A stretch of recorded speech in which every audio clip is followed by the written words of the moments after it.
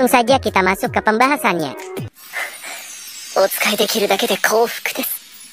Di suatu tempat di negara Falmus, pemimpin dari kelompok Kerberus, yaitu Damrada, telah menjalankan sebagian dari rencananya.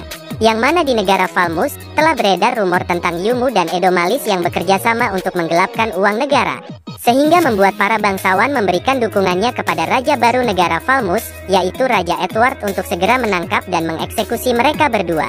Alhasil, berkat Damrada, perang saudara di negara Falmus akan lebih cepat terjadi. Selain itu, Damrada juga mendapatkan sebuah laporan bahwa iblis yang ia lawan juga ingin mengakhiri perang ini dengan cepat. Iblis yang dimaksud oleh Damrada tidak lain adalah Diablo. Dan hal itu sangat menyita perhatian Damrada.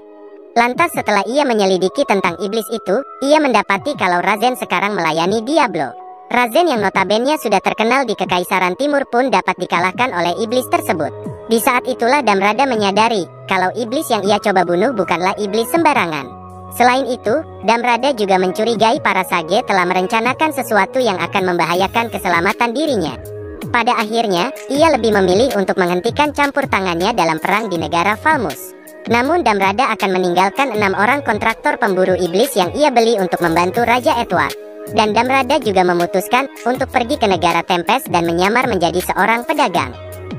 Di sisi lain, semenjak kematian Uskup Agung Gereja Suci Barat, yaitu Reihim, Raja Edward mendapatkan angin segar yang membuatnya sangat bahagia. Yang mana ia mendapatkan banyak dukungan untuk mempertahankan singgasananya, mulai dari para bangsawan negara Falmus, bantuan dari kesatria suci Gereja Barat, dan 6 kontraktor yang ia dapatkan dari Damrada. Selain itu, Raja Edward juga mendapatkan informasi kalau Hinata beserta bawahannya sedang menuju ke negara Tempest. Ia pun meyakini kalau Hinata akan mampu membunuh Rimuru. Sedangkan untuk mengatasi naga badai Veldora, Edward meyakini kalau bangsa-bangsa barat nantinya akan bersatu untuk memusnahkan Veldora. Namun di mata seorang paladin bernama Glenda, kondisi di negara Falmus terlihat cukup buruk, yang mana situasi peperangan tidak berjalan seperti yang ia rencanakan. Selain itu, konflik di negara Falmus sangat menyita perhatian dari negara-negara besar.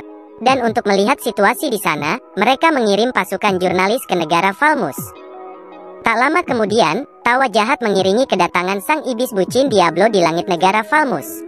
Ia sedang mengamati dan mencari orang yang membuatnya malu di hadapan Rimuru. Karena rasa malu itu sama dengan rasa takutnya ketika dirinya diperintahkan Rimuru untuk kembali ke dunia iblis. Diablo bertekad untuk menuntut balas kepada orang yang membuatnya kembali merasakan perasaan tersebut. Para bawahan Rimuru yang lainnya juga turut membantu Diablo untuk mencari dan menginterogasi orang-orang di negara Falmus. Lantas setelah Diablo berkomunikasi dengan Hakuro, ia seorang diri pergi menuju ke tempat Raja Edward. Dan sesampainya ia di sana, dalam sekejap Diablo telah dikepung oleh Sare dan pasukannya. Di sana Diablo memberikan peringatan kepada Raja Edward, yang mana daripada harus merasakan teror dan ketakutan yang belum pernah ia rasakan, akan lebih baik kalau Raja Edward segera menarik pasukannya dan mengadakan perundingan kembali dengan Yumu. Namun Raja Edward menolak peringatan tersebut. Ia juga memperlihatkan sebuah bukti di depan Diablo dan para jurnalis, bahwa orang yang bertanggung jawab atas kematian Reihim adalah Diablo. Tak berhenti sampai di sana, Raja Edward juga menuduh Rimuru yang telah memerintahkan Diablo untuk membunuh Reihim, sehingga Rimuru dapat menaburkan benih-benih peperangan ke seluruh negeri. Mendengar hal itu, Diablo pun semakin murka. Pada awalnya ia hanya berkeinginan untuk meluruskan rumor tentang dirinya yang telah membunuh Reihim. Namun setelah Raja Edward memfitnah sekaligus menghina Rimuru di depan matanya, Diablo pun memutuskan untuk mengganti rencananya, yaitu dengan cara kekerasan. Raja Edward pun menyuruh para bawahannya yang ada di sana agar segera membunuh Diablo. Lantas para pemburu iblis mengambil posisi dan melemparkan sebuah rantai khusus yang diilhami sihir suci kepada Diablo, sehingga lengan dan kakinya terlilit oleh rantai tersebut.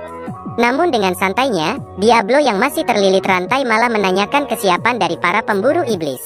Diablo juga mengatakan sebuah candaan, sampai membuat para pemburu iblis merasakan kekhawatiran di benak mereka masing-masing. Mendengar hal itu, para pemburu iblis merasa diremehkan sekaligus direndahkan oleh perkataan dari Diablo. Seketika mereka kembali menyerang Diablo dengan menggunakan sihir Thunderbolt. Raja Edward dan Sare bersama para jurnalis melihat Diablo terpanggang terkena kilatan listrik yang sangat menyilaukan. Namun, wajah gembira dari para pemburu iblis seketika berubah, seakan-akan mereka tidak dapat mempercayai dengan apa yang mereka lihat. Yang mana setelah menerima serangan itu, Diablo muncul tanpa luka sedikit pun. Jangankan untuk melukai tubuh Diablo, bahkan pakaian yang ia gunakan tampak tak sedikit pun tergores serangan dari para pemburu iblis. Lalu sembari tersenyum, Diablo langsung menghancurkan rantai yang masih melilitnya. Tak lama kemudian, Diablo pun menggunakan skill Lord Ambition miliknya, sehingga dirinya dapat melepaskan aura iblisnya yang sangat kuat. Alhasil, banyak prajurit termasuk juga Raja Edward seketika tumbang dengan mulut yang dipenuhi oleh busa. Dan hanya menyisakan para jurnalis yang dilindungi oleh Diablo dengan penghalang sihir, dan 3 orang musuh yang masih dapat berdiri. Ketiga orang musuh itu adalah pemimpin para pemburu iblis beserta Sare dan juga Glenda. Lantas pemimpin para pemburu iblis itu mencoba beradu argumen dengan Diablo. Ia mengatakan, kalau Diablo hanya mencoba menggertak mereka dengan mengatakan telah menggunakan skill Lord Ambition. Karena menurut sepengetahuan dirinya, di Kekaisaran Timur telah melakukan beberapa penelitian terhadap keberadaan iblis, yang mana para iblis memiliki keterbatasan dalam menampung jumlah energi sihir di dalam tubuhnya. Sehingga pemimpin itu mengetahui, kalau seorang Archdemon tidak akan dapat menggunakan skill Lord Ambition, melainkan hanya mereka yang setara dengan seorang Demon Lord yang dapat menggunakan skill tersebut. Diablo pun menjawab pernyataan itu, bahwa dirinya memang bukanlah seorang Demon Lord. Namun ia bisa menggunakan skill itu, dikarenakan dirinya telah berevolusi ke tingkat yang lebih tinggi dari seorang Archdemon. Tentunya dengan syarat atau kondisi yang sudah ia penuhi. Diablo pun memberikan contoh dengan menyebut si merah yang tidak lain adalah Gi Crimson.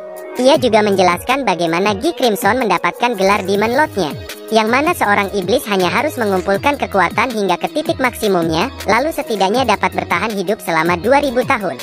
Pemimpin para pemburu iblis pun hanya bisa terheran-heran mendengar perkataan Diablo. Karena meskipun Diablo membuatnya terdengar sangat mudah, namun faktanya hal itu sangat sulit untuk dilakukan.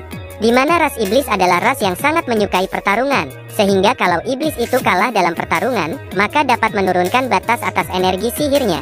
Jadi pada dasarnya, seorang Archdemon harus tak terkalahkan dalam waktu 2000 tahun agar dapat berada di titik tersebut. Lantas ketika Diablo juga menceritakan sosok sang iblis putih, wajah pemimpin para pemburu iblis itu seketika berubah menjadi sangat pucat. Yang mana beberapa tahun yang lalu sang iblis putih, yaitu dikenal dengan sebutan Blank, pernah muncul di wilayah Kekaisaran Timur.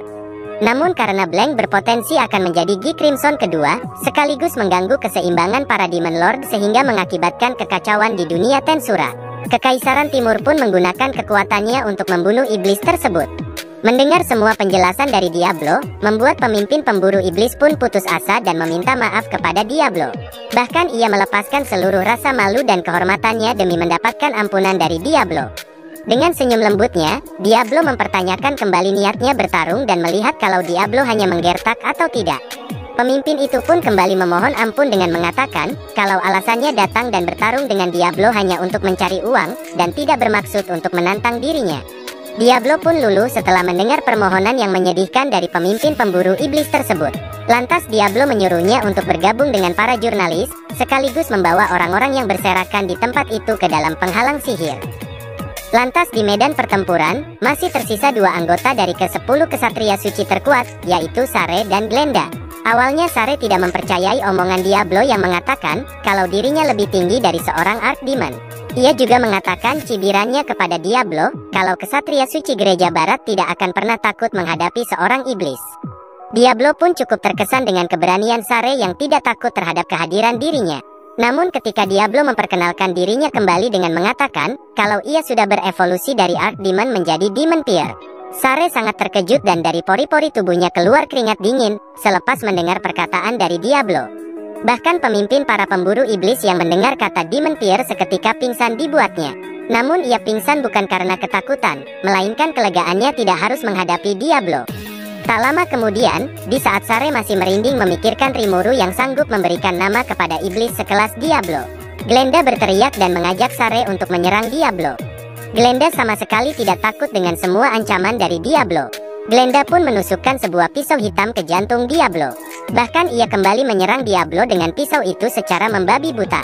Namun sembari tersenyum Diablo mengatakan, kalau serangan fisik tidak akan berpengaruh terhadap dirinya. Sare yang sudah pasrah akan nasibnya itu, ia mencoba menguatkan dirinya untuk bergabung membantu Glenda menyerang Diablo. Ia pun meminta Glenda untuk mengulur waktu, agar dirinya dapat mengeluarkan sihir terkuatnya. Namun amat disayangkan, Diablo memberitahu Sare kalau Glenda telah terlebih dahulu melarikan diri. Sare yang semakin putus asa kembali menyemangati dirinya sendiri dan berharap bantuan dari rekan kesatria suci lainnya, yaitu Grigori yang masih berada di lokasi yang berbeda. Di sisi lain, Grigori yang merupakan salah satu dari 3 Battle Sage mendapatkan tambahan pasukan dari Raja Edward, yaitu 5.000 prajurit negara Falmus yang dipimpin oleh jenderal bernama Gaston. Namun ketika Grigori masih mengobrol dengan Gaston, mereka bertemu dengan Rangga, sehingga terjadilah pertarungan di antara mereka. Lantas tak memerlukan waktu yang cukup lama, Rangga yang begitu semangat dalam sekejap dapat mengalahkan mereka. Tak terkecuali dengan Grigori yang langsung tidak berdaya menghadapi kekuatan dari Rangga. Gobuta dan Gabiru yang mengejar Rangga hanya terkejut melihat pemandangan di depan mereka, di mana terdapat tumpukan kesatria dan prajurit negara Falmus yang tumbang disebabkan serangan dari Rangga. Mereka pun panik dan segera memberikan ramuan penyembuh, agar para musuhnya tidak sampai terbunuh. Lantas Gabiru menawarkan keselamatan para prajurit kepada Gaston, yang mana kalau para prajurit negara Falmus memilih untuk menyerah, maka Gabiru berjanji tidak akan mengejar dan menyerang mereka lagi. Gaston pun langsung menyetujui penawaran dari Gabiru. Kembali ke sisi Sare yang masih mengharapkan kedatangan Grigori. Ia masih melakukan perlawanan terhadap sang iblis bucin Diablo. Namun karena semua serangannya tidak ada satupun yang berguna di hadapan Diablo. Di dalam hatinya, Sare menangis dan ingin segera kembali ke negaranya. Namun Sare akhirnya menyadari kalau Diablo tidak berusaha untuk membunuhnya. Meski perbedaan kekuatan di antara mereka sangat besar, Diablo hanya bermain-main dengan dirinya. Sare pun mulai mencurigai para Sage yang telah membunuh Reihim dan mengkambing hitamkan Diablo. Namun tak lama kemudian, 3 dari ke-7 Sage datang untuk membantu Sare. Tapi kedatangan mereka juga memiliki tujuan lain, yaitu untuk memusnahkan orang-orang yang tahu akan kebenaran Diablo yang tidak membunuh Reihim. Jadi mereka datang dengan mengeluarkan sihir yang bukan diarahkan kepada Diablo, melainkan diarahkan kepada para jurnalis dari berbagai negara. Dan tepat ketika Sare berteriak ke arah para jurnalis, bola api besar pun menelan seluruh area tersebut.